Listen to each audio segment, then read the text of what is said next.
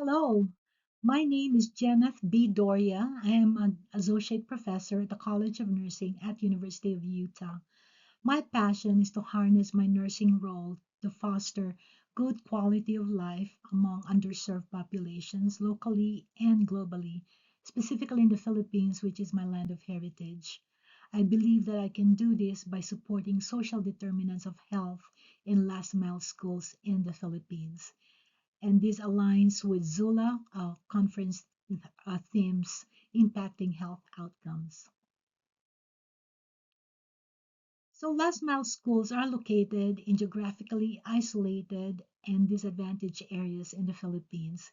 These beautiful children actually attend these two last mile schools, which are classified as GIDA. One is located in the foothills and the other one in the mountain top of a six class municipality in Northeast Province.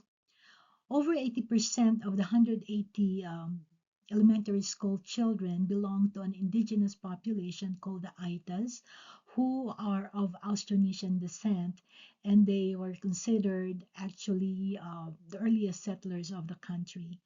Unfortunately, there are three top concerns in these two last mile schools, which include the lack of functional bathroom and hand wash facility, inadequate classrooms, and malnutrition and stunted growth.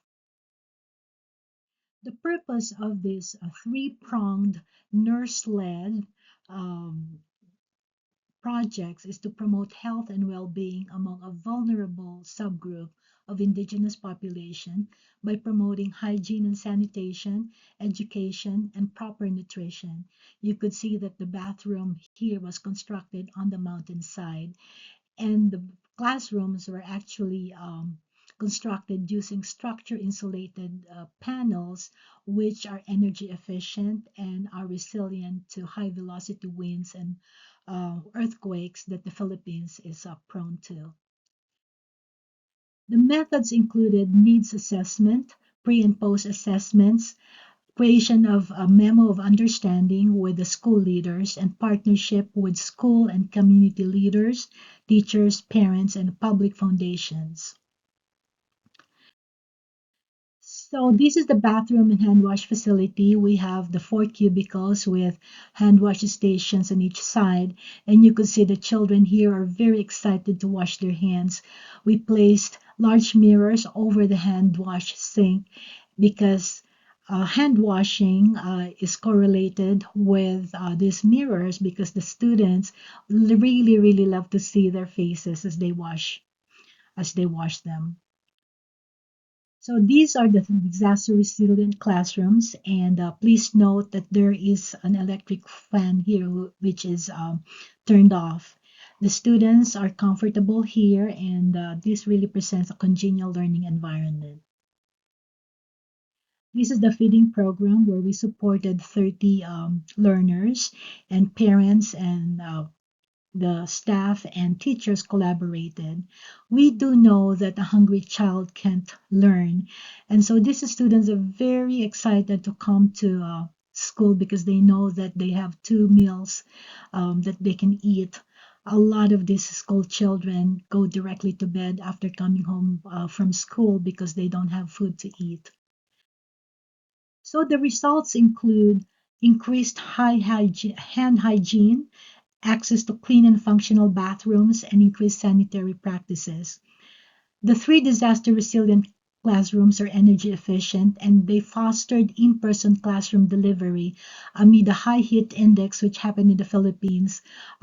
There was like 110 to 114 degrees Fahrenheit, and the Department of Education mandated that the students return to online setting, which exacerbated a problem with lack of home computers and digitally handicapped parents. The feeding program fostered 100% attendance, 20% improvement from severely malnourished to normal weight status, increased classroom engagement, and in fact, 8 students qualified for regional competitions. In conclusion, we do know that a three-pronged approach to support social determinants of health among vulnerable population is feasible, is scalable, and sustainable.